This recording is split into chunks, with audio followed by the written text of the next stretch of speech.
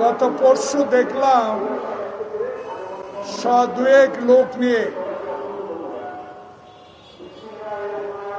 NCP নির্বাচন কমিশনের পদত্যাগ এবং স্থানীয় সরকার নির্বাচনের দাবিতে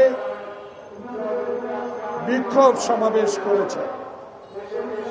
আবার গত কয়েকদিন ধরে ঢাকা দক্ষিণবাসী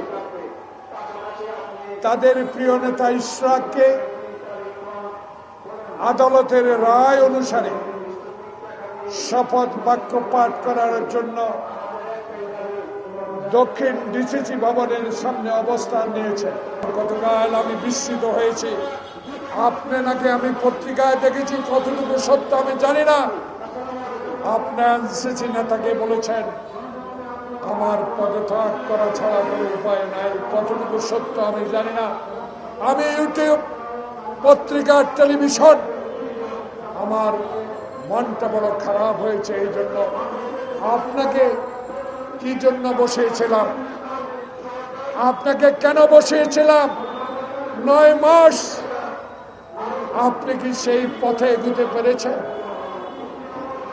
পারেন না।